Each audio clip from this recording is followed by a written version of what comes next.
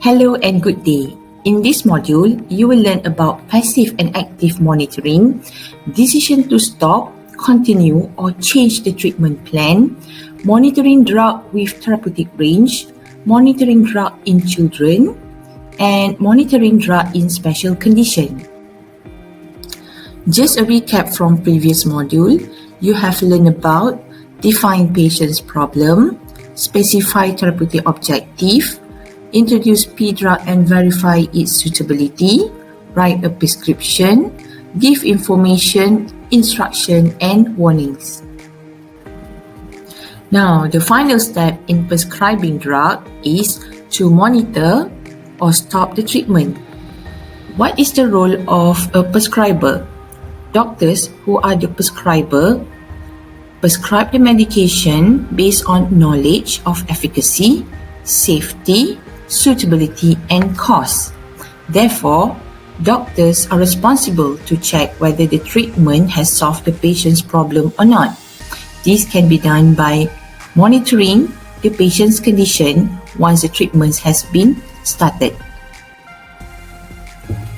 Why do we monitor treatment? We monitor treatment to determine the effectiveness of medication or whether additional plan is needed.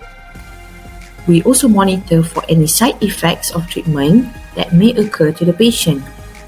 Besides that, we want to reduce problems that may arise in elderly patients who are susceptible to polypharmacy. We want to review all medication that may cause drug-drug interaction, and we want to consider stopping the treatment once completed or clearly shows no improvement to the patient. How do we monitor treatment?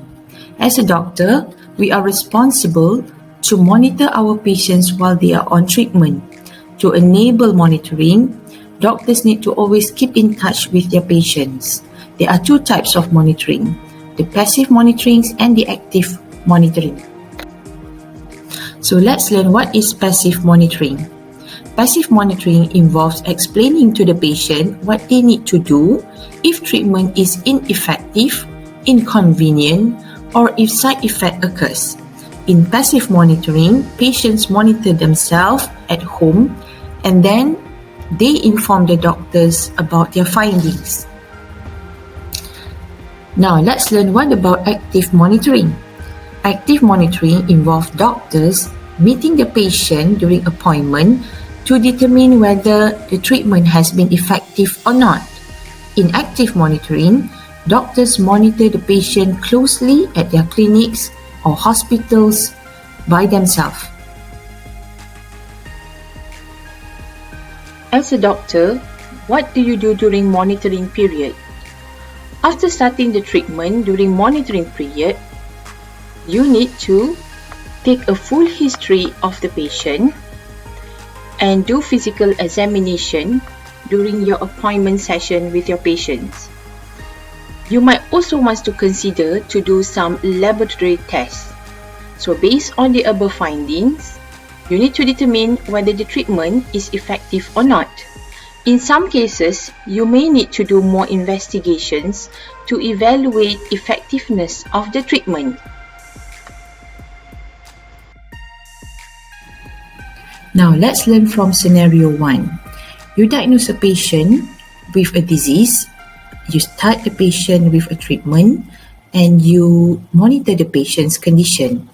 If the disease is cured, you can stop the treatments once completed. Now, let's discuss on scenario 2. You have a patient and you diagnose your patient with a disease and you start the treatment for the patient. You are going to monitor the patient while on the treatment, and while you are monitoring the patient, you notice that the disease is not cured.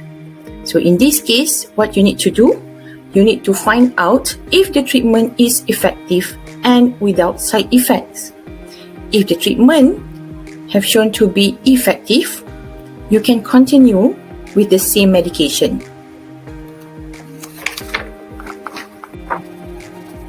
Okay, let's learn from scenario 3. You diagnose a patient with a disease, you start the treatment, and you monitor the patient closely. The disease is recovering, but side effect occurs. In this state, you should reconsider your selected drugs, revise the dosage schedule, and check if patient follow instruction or not.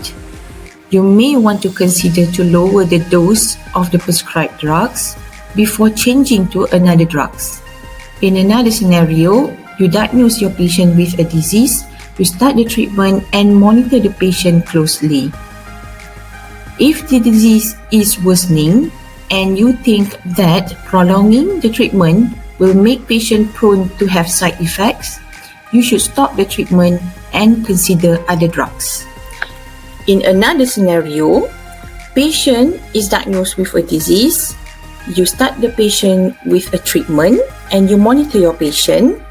If the treatment is not effective with or without side effect, consider revise your diagnosis, recheck the dose of the drug, recheck instruction given to the patient, recheck patient's compliance towards the medication, re-audit yourself whether you are monitoring correctly or not, and determine the reason for treatment failure.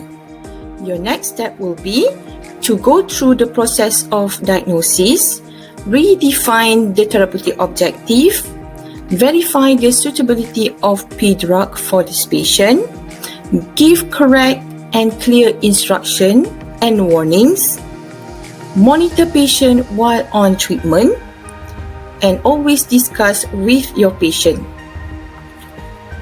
Next, if you cannot determine why the treatment was not effective, you should seriously consider stopping the treatment. If you decide to stop the treatment, you should remember that not all drugs can be stopped immediately. Some drugs has to be tailed off with a decreasing dosage.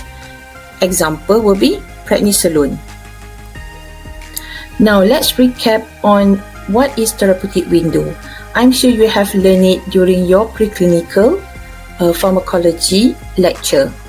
Therapeutic window is the range of drug dosage which can treat the disease effectively without having toxic effect. So this is the definition of therapeutic window.